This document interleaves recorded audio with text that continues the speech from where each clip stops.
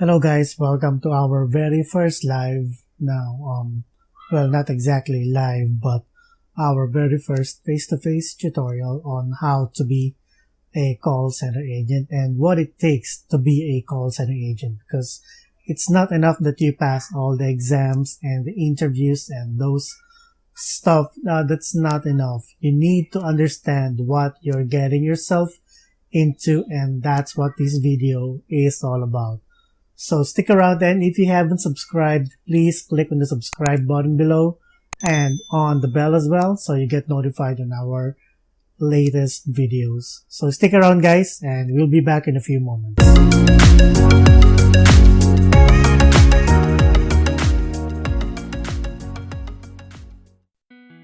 Okay, so for those who don't know, my name is Jeru and I created oxbreak.com. It's a website created mainly for call center agents and aspiring call center agents. So if you have the time, please visit our website, and the URL is right below your screen. So we hope to see you there.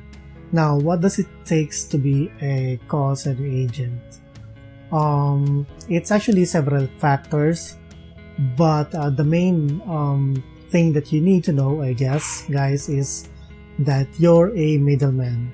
So, nasa gitna ka na nagbabanggaang bato. That's your company and your customers. The company will always deliver what it promises, but there are just simply unhappy customers, and you're right in the middle of it. So, your job is to bridge the gap between the company and the customers. So the company makes some promises, and if the customer does not see or feels like the company does not meet those requirements or those things that they promised before they signed up or before they paid for the services, then promise you're gonna get a lot of calls. And as a call center agent who's hired by your company, of course, it's your job to service the customer, to answer their questions, and to address the issues. Now, this is why are we talking about this? Because there's a lot of people who complains on they're getting a lot of irate calls saying nye nye, and they start crying on the production floor. That's because they don't know what they're getting into, okay? You need to understand that this is the job, and it's not really bad because everybody who's involved in a business or who has a business is in the business of customer service. No business will exist without customers, so it's just right to deliver what we promise to the customers. Now, I'm not saying that customers are always right. That's not always the case.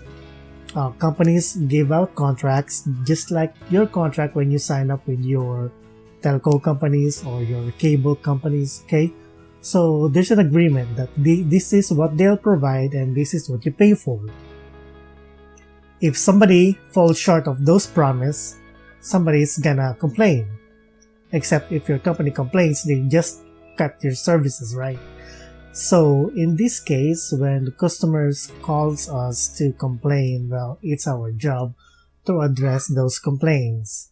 It's our job to assure that they are happy. Now, happiness doesn't always mean giving in to their demands. If we can just simply deliver what they want with the click of a button, then that's good.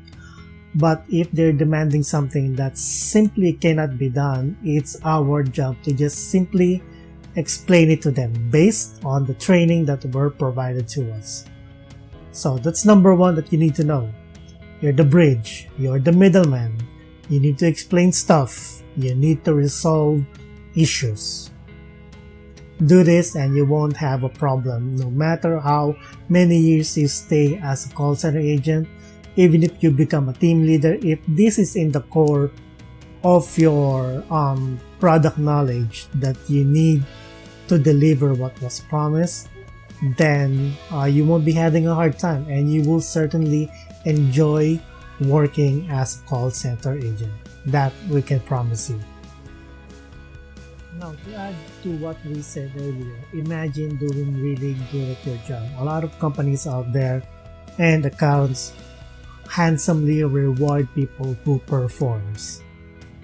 So if you really like what you do and you understand what you do and you're getting really good at your job and getting really high scores and you're reaching and exceeding your KPIs, I have no doubt in my mind you will enjoy this industry. You will really like what you do. Now that takes us to our second point. You need a lot of patience. Now you need to understand that this is not about you.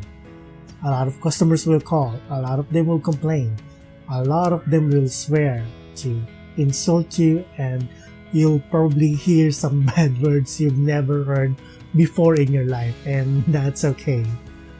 You don't have to reply back. You don't need to retaliate. Just let them vent out. Okay? Now, there will be limitations on the amount of abuse that you can take. Okay? And that will be discussed later on. But for now, you need to understand that you need a lot of patience. There's really no other way to survive those types of calls but to let them vent out. And when they stop, that's your opportunity to help them out. But you really need to understand what the problem is. That's the key. If you know what to do, then you can easily turn that around and make that customer from being upset into a happy customer. And who knows, you may get a positive survey instead of a negative one, because the chances are they'll give you a negative feedback because they are already upset. But you have an opportunity here to turn that around. That is if you're able to help them. So be patient. It happens. So number 3, call center agents are confident. Some of us actually are overly confident, and that's fine. Okay, that's exactly fine. That means you're just having fun at what you do, and it's come to the point that it's become very easy for you. Okay, you'll see a lot of them on the production floor. But what do I mean when I say confident? Can you imagine listening to somebody who doesn't know what he's talking about, or who's got a lot of fillers like let's see, would you believe them? I wouldn't. And if that's you, no one's gonna believe you. What's gonna happen is the customer will ask for somebody other than you. And that means soup call. That's because you don't know what you're talking about. And they're not getting anywhere. Again, the customers are calling about a problem and they need a solution really fast.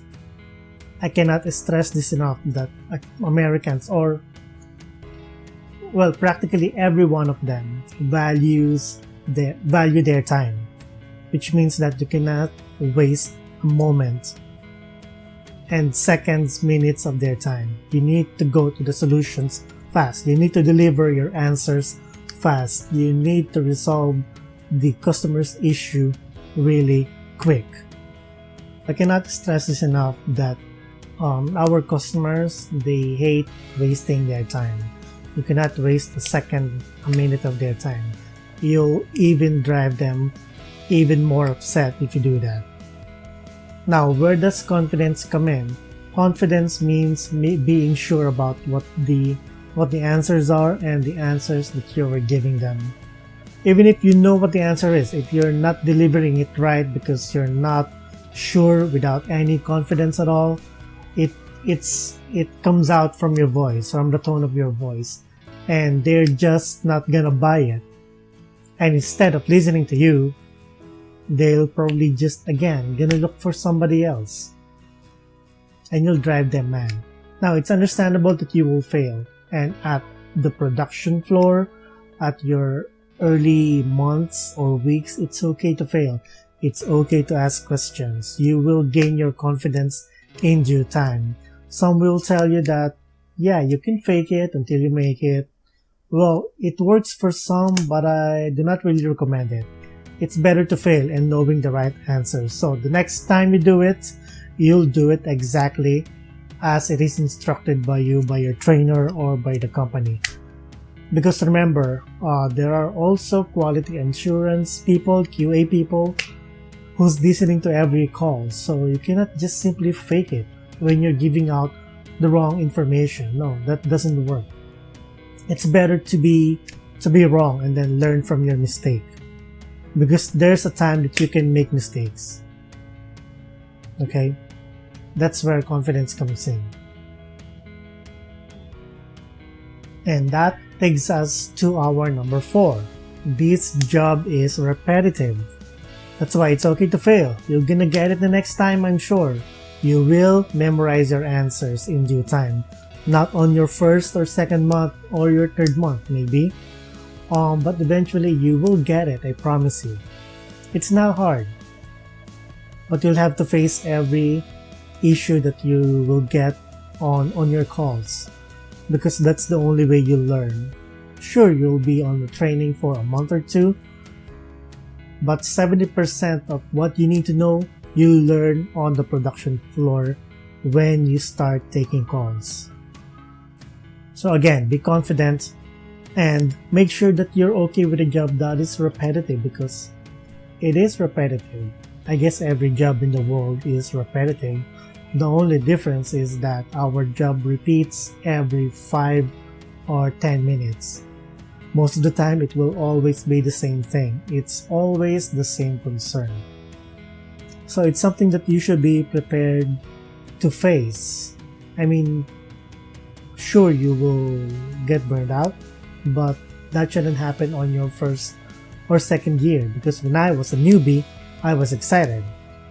I didn't feel any burnout until it was on my second year, to be honest, and that's when I started losing friends, when they were starting to leave the company and pursuing something else.